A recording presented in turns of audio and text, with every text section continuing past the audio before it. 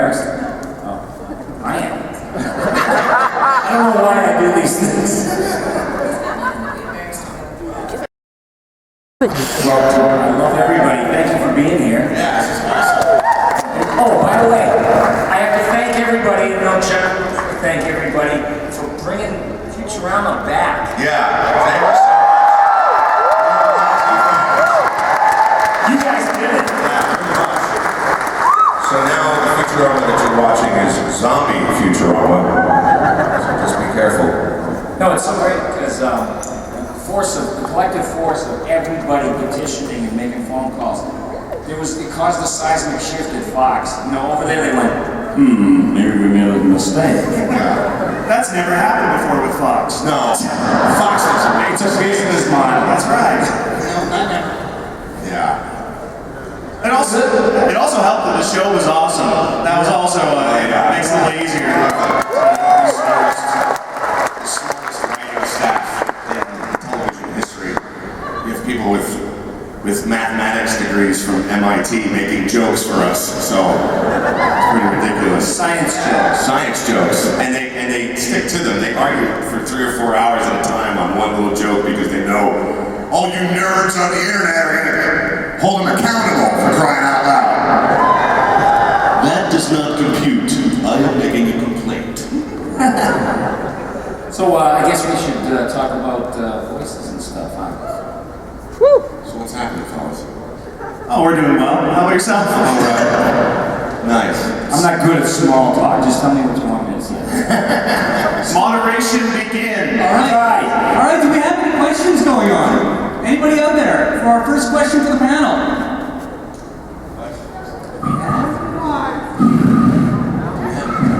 I see. I'm still waiting on that fist fight, by the way, you promised earlier. Let it go. Oh. Unbelievable. Just let it go. I see a hand over there. Is there a hand over there? Yeah, this guy's standing there waving his hand. Stand up. All right, let's get a mic over there. Fire machine going for us. Is that really? Is it really? I feel like Zeppelin.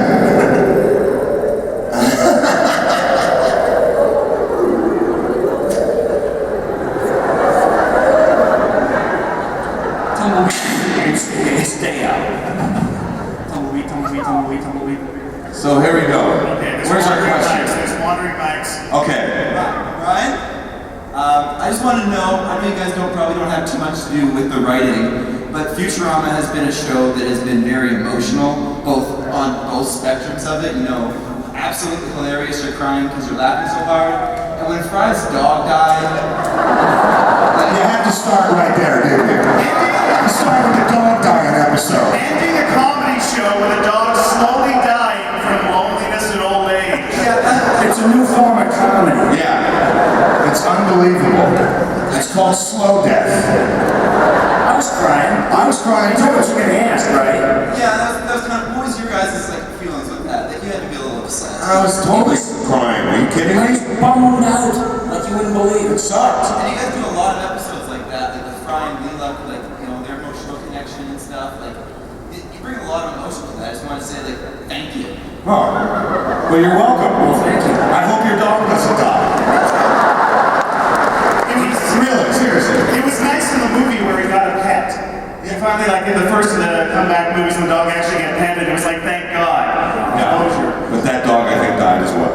Fry's pets died. And we're gonna have an episode called Fry's Pets Die. Every minute you wrote that. It's a Yeah. spin-off series. I'm gonna get my writer's guild card. Fry's pet died. Hey, fellas. I never cried in a cartoon. I don't think ever. No, And I except admit that it, one. I get all emotional. Yeah, no, it's brutal. All right, who's got another question? Right over there. Okay, let's get the question. Hello? I have a question for John. Yes.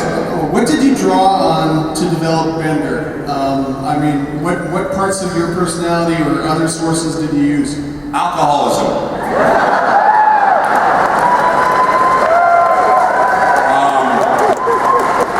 No, you know, it's funny because I used to, it's a combination, I've said this before, but I'll say it again, it's all right. It's a combination of 3 people, really. I went to college with a guy, his name was Ralph Colombino, very funny guy. He's an acting teacher in New Jersey now. He's a really good guy. And he used to do a character called Charlie the Sausage Lover. Charlie, sausage, funny, hold it. You can have all kinds of sausages. Italian sweet sausages, Italian dry sausages, and borscht. You can have all kinds of borscht, all kinds of different kinds of borscht. And then every drunk at a bar that had like 2 drinks too many, that would sit there and kind of get, you don't know what you're talking about. Oh my God. And then Slim Pickens. I don't know if you know who Slim Pickens is from Blazing Saddles and what in the hell in the wild world of sports is it going on? You throw those 3 together and you get Bender. Do. So when you're voicing a character, you tend to just draw on what you know. So I know drunks, and I knew a guy who pretended to like sausages, and I loved some Pickens. So there it is. All right. All right, next question. To the left floor. Where are we at? Smoke. Turn off the fog machine for crying out loud. It's very easy. It is very Zeppelin up here, isn't it? It's totally Zeppelin up here. Without the Zeppelin. All right, yeah. There we go, right there. Over there, okay, over there. So my question is, since you guys are voice actors and you work in the booth all the time, and you had so many celebrities working without Futurama, how many did you actually get to sit down and go banter with while recording? Banter? Mindless banter with celebrities? I figured George Sakash got something funny to say. It doesn't happen. Not really. They come in and then they leave. They get in their car service and they split. No, they're nice and everything, but they come in there and they see that Johnny could do upwards of like 200 variations of voices, and myself, and Tress McNeil, you name it. Yeah. Phil Lamar. Maurice LaMarche. And then the actor is sitting there in disbelief watching us going, Yes. I have no idea. Yeah, it's pretty intimidating for them. Yeah, but yet they go and make an animated movie, they go, hi, how are you? And then, where's my $20 million? Yeah, which is pretty ridiculous. Cameron Diaz, she's a 9-foot mouth. But she doesn't do good voices. The many voice of Cameron Diaz. Yeah, the many voice. The many voice. That's great. She runs the acting gamut from A to B. It's usually pretty intimidating for him. But when Shatner did the show, it was pretty funny. It was super cool. It was pretty cool. The whole staff came out to see him and Nimoy when they did the show. But the best part, Shatner walks into the green room, and he walked in, and he's, oh, Mr. Shatner, how you doing? He's like, oh, wow. And he goes, where's the sushi? It's part of his rider, in his contract, that he has sushi. I didn't know this until afterwards. And apparently the sushi hadn't arrived yet. Where's the sushi? It's like, wow, dude. Man, you go drown your wife, bro. Hey.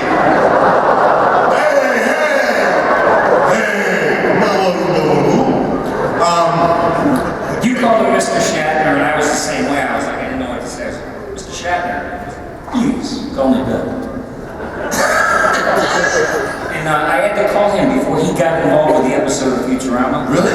They knew that somehow I knew him or he knew me, so David Cohen and everybody said, can you call him? So I called him up. And he doesn't live far from me. He lives up on the Chess Harnell. Yeah, exactly. He lives next door to Wacko.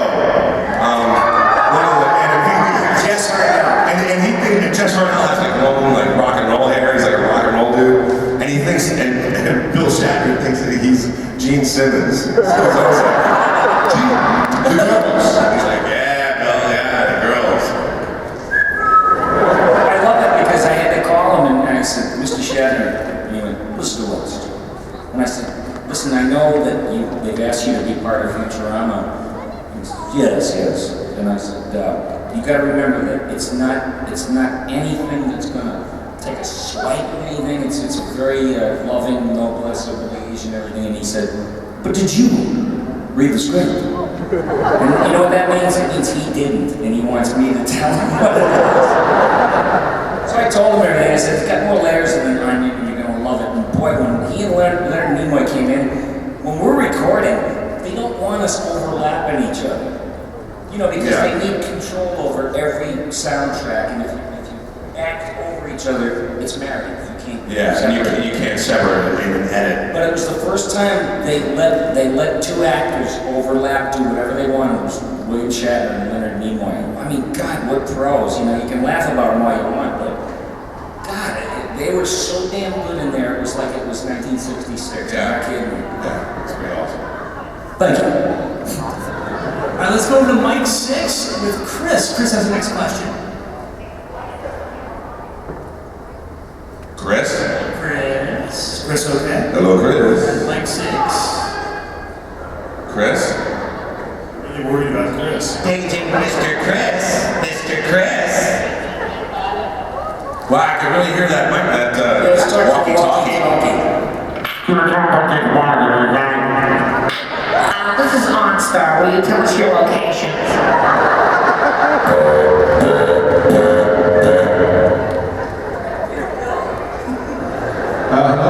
Yes, that's what I said. Sorry, his name was Russ. Oh, Russ. Okay. I just want to say I love you guys. And what I'd like to know is, what was it like being on that roller coaster, being canceled and not canceled for you guys, with Fox Control there? You know, you can't take that stuff personally, so you just roll with it. I mean, I worked through it. You know, I had other jobs that I had to do. You can't, you know, if it comes, it comes, and if it goes, it goes. Like that's the rough stuff. You know, that's all part of show business, and you have to deal with all that back and forth. With all, you know, it's frustrating, but you just have to let it. You have to play the ball where it lies. You know, like in golf.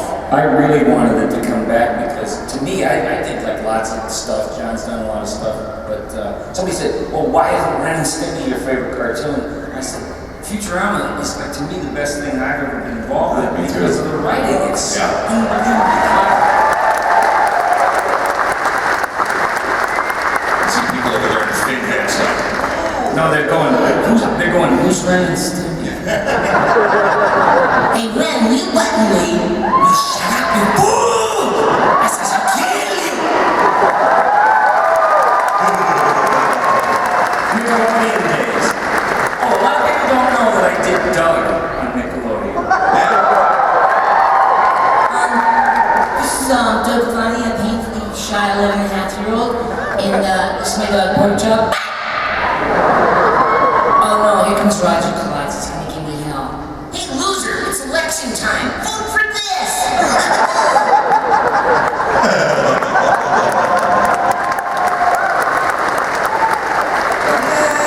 Alright, over to Mike 3 on the left floor. Do the sucky Disney Doug. Yeah, Mike 3. Yeah, tell us about it. Yeah, my favorite one, this is the sanctuary.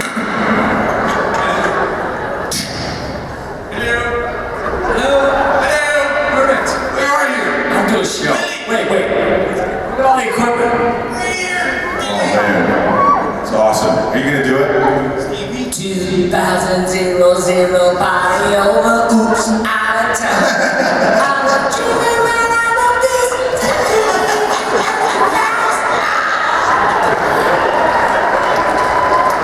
The drummer had the tambourine. Right now, I'd like a tremendous round of applause for my ass. Yeah. Louis Tax. This is what you're paid for. But nobody's talking to me. Okay, go ahead. Say something, man. Interrupt. How would a conversation between Stimpy and Dr. Zoidberg go? I know you're trying to co-opt my talent into doing a bit that you concocted. No, Stimpy and Dr. Zoidberg? Hey, what's all that cool shit hanging off your mouth? It's my chloroform.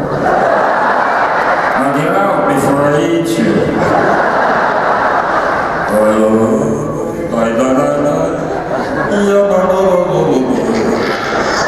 I was a rich man,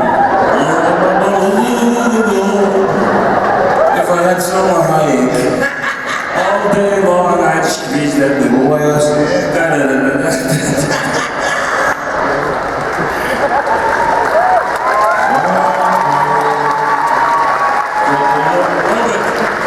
That's another thing. People say, why do you call him Robot? Because I remember from 1940s movies, somebody said, all right, Dr. Zarkov, prepare the robot. And I'm Robot. And so it's like, Robot, listen, Robot, you're no good. You're good for two things, good for no good and good for nothing. And next we're going to Mike 5. Front left. Speak up now. Come on. Hi. I was just wondering what it was like when you all got back together the first time for the reunion movies. Oh, I planted a big wet one on Katie's cigar. Yeah. It was awesome. You know, it's always nice to get back to work, especially when it feels like riding a bike. You know, it's Right back to it. yeah, it was. We didn't miss a step, so we didn't miss a beat, and it was great. It's always nice to come back to work with people that you love and you care about and you respect a lot. So, yeah, definitely. Sorry, that wasn't really uneventful.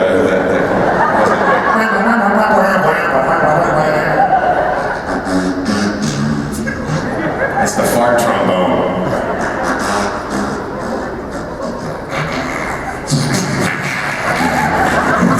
It's the kind of mindless shit we do all the time. Incessant. No, you do the fart trombone. Okay. You got it.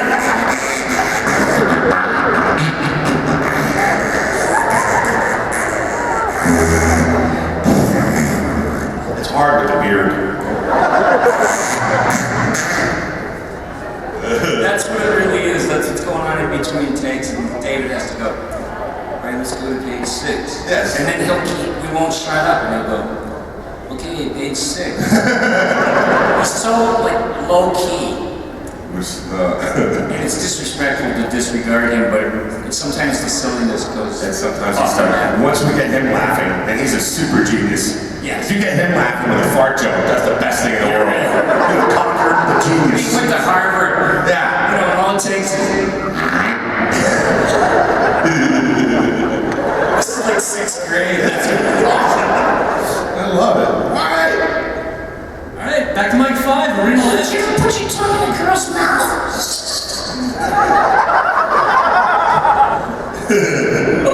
All right. Who's got the question? It's smoke. What's going on with this shit? All the fire marshal like yesterday.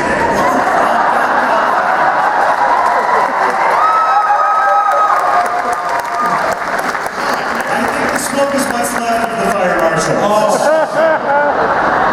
Either that or it's a burning hatred of those that still can't get in. Burning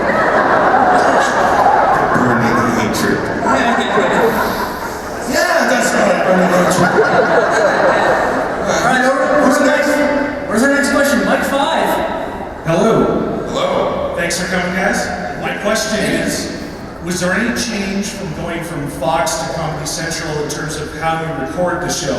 Facilities or working with different people? No, the only thing that changed, I mean, it all remained the same. We still record at the studios that we record at. And it's still the same Rough Draft Studios is still the same animation company. The only thing that changed was more gratuitous cartoon ass on Comedy Central as opposed to Fox or Adult Swim. Yeah, literally, more cartoon butts. There's a lot of nudity on that. There's a ton of It's like Game of Thrones, Futurama. Yeah, that's right. I totally agree. It's true.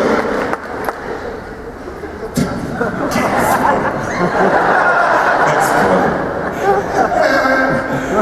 I like nudity, especially when I'm naked.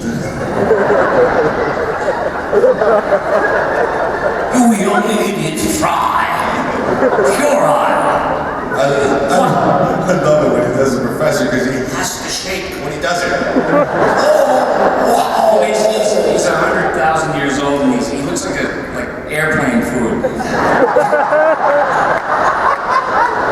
You know, he's like, there's no meat on him. He's like bone disease.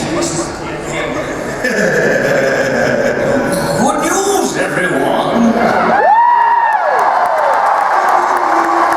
Bad news. You know what? I used to do that when I did Honey Nut Cheerios. I used to be in the booth going, Honey Nut Cheerios, it's irresistible. Like that. So I said, what do you do that for? I said, nobody cares what you do with it. It's dark. I actually had to do that when Bender's getting buffed, when his ass is getting shined with the machine. Oh, yeah. Oh, that's right. There we go.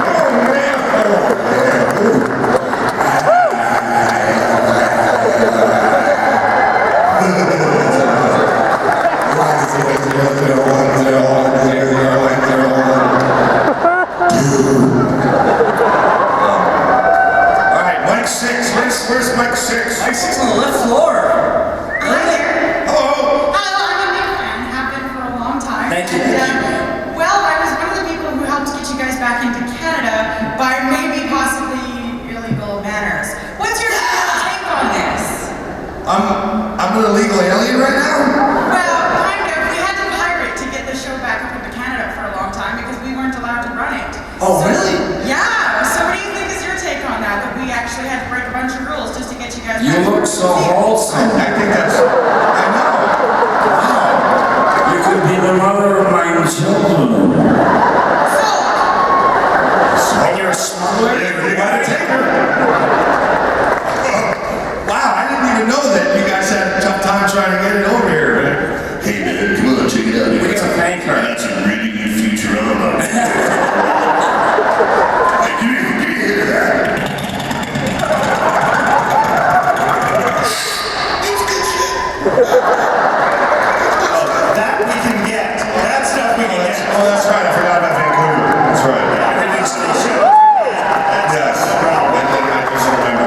Sorry. Also, the more time I spend up here, I realize that we're Canada's Mexico. Yeah.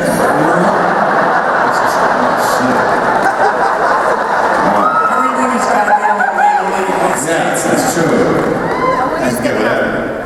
Calgary, or as Americans like to call it, Metric Denver. Calgary, Alberta, you're on the air. I have a question for John DiMaggio. Yes, what's the question? Do you get like a lot of chicks and stuff from doing the robot? What do you think? Well, I wish I could do that. How do you do Bender? What's a tool? I mean, what's that tool here? Well, there's 3 people that I do. Thank you for not going there because that bit would just roll over and die if we did it again. All right. Who's got another question? All right, Mike 3, floor left. Down over there. Hi, I had a question. I was wondering what advice you had for an aspiring voice actor. Get out of the business now. Don't do it. Wear loose pants. No. You know what? I would say start from scratch. Meaning, you know, take some acting classes, get involved with your high school or college radio station so that you can understand what you sound like. You know, a lot of people don't know what they sound like. They're like, I want to be a voice actor. It's like, you can't be a voice actor until you know what you sound like, what you can do with your voice. So I would do that. I would maybe take some online courses and maybe get some, you know, you can get a microphone that GarageBand works and you can record stuff on your own and get a demo. Get to an agent. You gotta get to an agent too. You gotta get your stuff to someone who will represent you. That's really about it. I got my start in radio. Yeah. And it was only because I know that all these football morning shows needed somebody who could either do the president at the time or you know, various utility type characters and stuff. That's where I cut my teeth. I got thrown right into the lines open mic and there's like 50 million people in New England listening to you. It's like you don't play it small, you just go for it, whether Whether you fail or whether you succeed, you just go for it. You know, it was a good way to cut my teeth, but I did later on go get a few acting lessons in New York because I thought I knew what I was doing. And to learn more about how it's supposed to play out with the text versus the subtext, and, you know. But I would encourage you to record yourself. I mean, it's so easy. You got an iPhone, you know. Yeah. And just get used to what you sound like, and if you wince, that means there's a world of improvement to be made, and that's a good job, you know, it's a good job on your hands.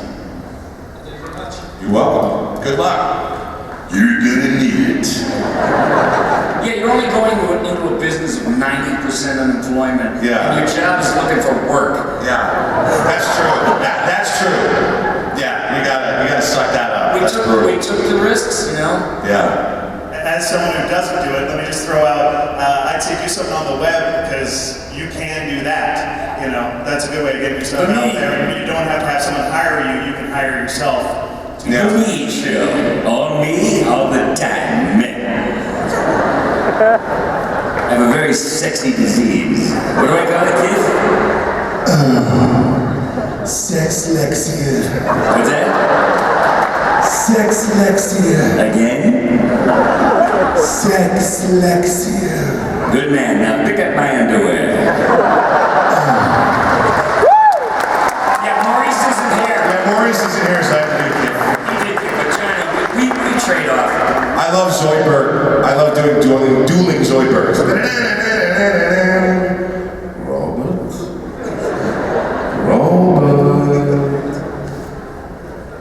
Mike 4. Yeah, Mike 4, right above the penalty box. Right over there. Over here. Hi, just a quick question for you. The inspiration for Leo Wong, where did that come from? You're damned if you say something, you're damned if you don't say something. Where did it come from? I just remember that I grew up in a city in Detroit where it wasn't such a cultural mix. There was like tons of white people and tons more white people. And they were intolerant. Boston, I love the city so much, but there was a lot of racism that went on. And you learn the difference, and then you start realizing the beauty of the way everybody talks. I mean, there are people that talk like this. That's what you do. You know, and then somebody later on says you can't do that. Why not? Are you denying that these people exist in this world? Yeah. To me, it's a whole hell. If you're gonna be a man that hung out with some of the Man, let me tell you, there are all kinds of voices that you can do. yeah, then they go, we like it, but it's too black. That's too black. It's just like, really? What is See, it's funny that you mentioned that because I grew up in a predominantly black neighborhood. So I grew up with teachers, oh, we know textbook to page 19. Also, as you'll see, there's a chart, and on that chart, there's a dog, cat, fist, and churchill. Rufus Underwood, I swear to God. My name is Rufus Underwood, and I am from Virginia. Now, see, people look at me and go, well, that's kind of scary. It's like, no, that's what I grew up with. Where I grew up was the home of Parliament Funkadelic. I swear to God. That's where they came from, Plainfield, New Jersey. But I don't but it's just like, when you hear these kind of voices, that's what it comes from. I mean, like Earl. Oh, yeah. That's right, baby. Look out. It's coming to you. The law is on my side. Can you dig it? I knew that you could.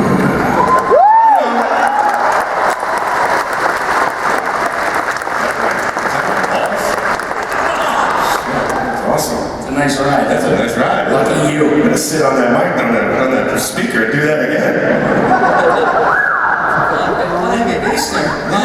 Mike 5. Where's our next question? Hello. Oh, hi. We're getting band instructions. Yes. Hello. Hi, I was wondering how often you practice different voices and whatnot. All the time. If I'm alone, I'll just start doing voices, and yeah, it's all the time. And there, I never stop. The schizophrenia medication doesn't work for me. So, but yeah, I constantly. People are always like, John, will you please be quiet? Stop that. Stop doing that. 'Cause I'll do it in traffic too. So I don't care. All the time. Always working. Always. It's always going. Yeah, there's always room for new stuff. So yeah, and a lot of the time, if you're playing with something, you know, you'll bring that in. I mean, I was doing Bender before I got Bender, so that's the kind of thing. Like I had that voice in my arsenal, so I just whipped it out and you see. When you get something, do you then record it instantly, or can you remember it for later? No, I'll usually remember it for later. You know, sometimes I'll record, but most of the time I'll remember it for later. There's another thing that's real important is the ability to improvise.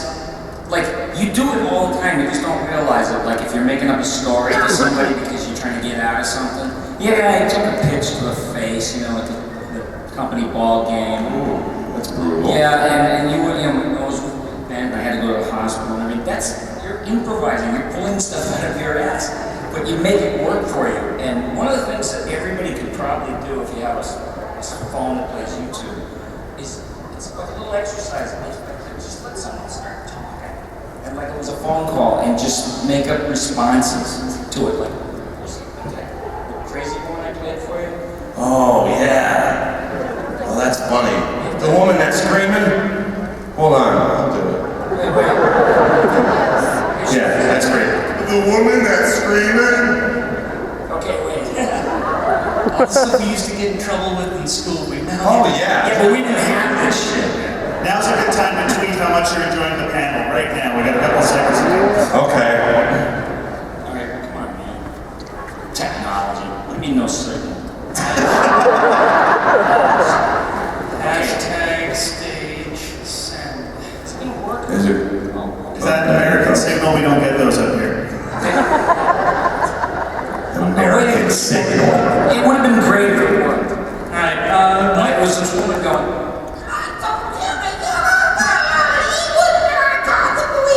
You know, and I'm sitting there going, that's right, I gotta work a few more hours. Yeah, I know the dog has a plastic funnel in his head. I know he does, but what do you want me to do? Put him down? I don't have time for that shit. Why don't you take it? You know what? I gotta tell you, this marriage is not working at all. I'm telling you right now. I'm not a prognosticator. I didn't know that I was gonna marry a banshee. You know, junk like that you could do with other people. It's just fun because there's no right or wrong. Yeah. There's no rules. You can't screw up anything because you're making it up. But that's for voice people that, or really people that want to get into that stuff. You use it. Yeah. Okay. This ain't even the right screaming lady. there's a right one and a wrong one. This is pornography. Oh, hey. Darn you, Apple. It is. It was Mistress Madison.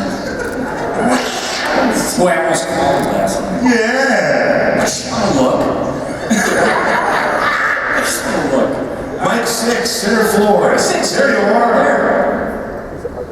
Okay, first off, I just want to say, John, yes. Thank you for improving on an already beautiful classic song like Nobody Cares. Thank you very much. I appreciate that. Second, I want to know, is the commentary more fun to record than the actual recording? It's the same thing, really. We have a lot of fun when we watch the show because it's enjoying the fruits of our labor. So when we get to do the commentary, but I don't know, the most fun I have doing the commentary is doing Tracy Morgan watching the show. Because I'm telling you, that's for real. Talk to that my cousin. I didn't know him. And you crazy. I'm telling you, that's right. When I watch that robot and the fish man with that fish stuff in his face, that's crazy. That's for real, though. Hey, Jay Leno, what you feel about this? I need an English interpreter. You know, like the street English. That's what I'm talking about. Well, we have a great show for you tonight. If you can decipher marble mouth people. I got no marbles in my mouth. You guys know who Richie Havens is? Richie Havens? Folk singer. He opened up Woodstock. Woodstock? Yeah, look, you guys are Nobody knows. What's Woodstock? He was singing this beautiful song, and you want to cry, and then you realize he has no top teeth, just bottoms. And so he's singing about freedom, and it sounded like, freedom, freedom. And then he was in commercials. There's something about a train that magic. The best part of waking up is Folgers in your cup. I like when they use pop singers to sing stuff. Even Bowie, you know, from Duncan Hines makes chocolate cake.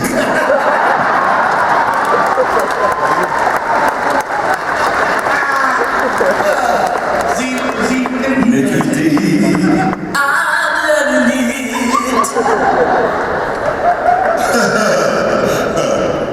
I love David Bowie.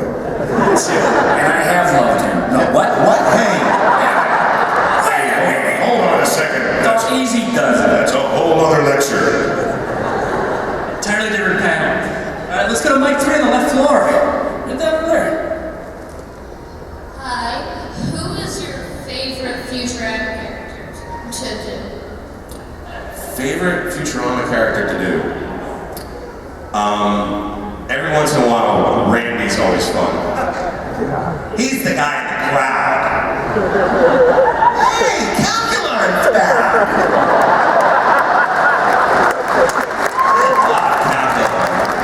You know what, Bender? Maybe we should just go talk to Fry. You were talking to Randy!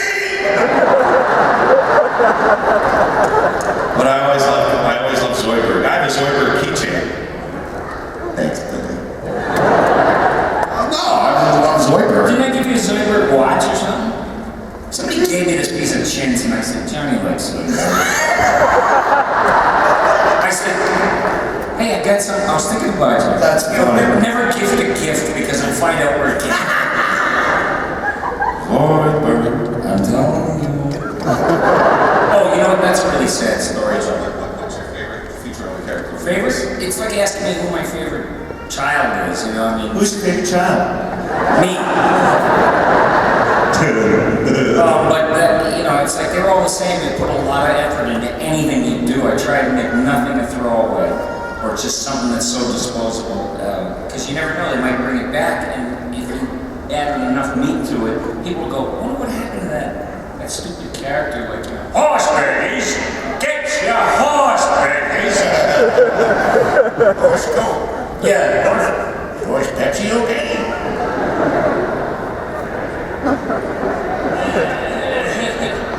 What happened? Anybody seen Three Stooges movie? I was a consultant on it. I was looking for a cheap applause. I was. And teaching Larry how to be Larry. Hey Mo, I just stole my shoe. Hey Mo, I broke your Pesach dishes. You idiot. This is the meat. This is the dairy. What's the matter with you? Stop. All right, guys, I'm afraid that is it for this panel. Oh no! We got time for one more question. One more question. All right, you know what? We got one more. Mic 3 on the right side. Last one. Mic 3. Mic 3. Right there. All right, there we go.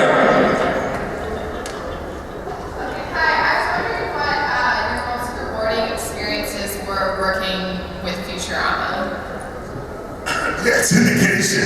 That's a good money, baby. That's a big gravy bowl. That's a big old gravy bowl. Can you dig it? That's another brick in my stairway to heaven. That's right. No, rewarding. I know exactly what you're talking about. It's like to do the characters interacting with each other and doing the writers justice as their vision. And Matt. Yeah, I mean, working with Matt Groening is probably the tip of the. I mean, it's one of the greatest experiences ever. Guys, Yeah. it's very rewarding. Yeah. He used to come into the recordings with us, and his only note was, "It's great, funnier, faster." That was it. Yeah, funnier, faster. That's good. Done. But he's awesome. He's great, and it's you know what's rewarding? This. Yes. Is rewarding. When we get to come and hear you pause and So that's the most rewarding thing ever. That's absolutely rewarding. Unbelievable. Thank you for being here. Yeah, thank you so much for coming out to the con and coming to say hi to us. We really do appreciate it. I do. Yes, definitely. Do it today. Batteries not included. This portion of our show is brought to you by Bluetooth. Now brain cancer comes in a new color. Blue. Bluetooth. And by Tang. Now in 2 flavors, orange and poon.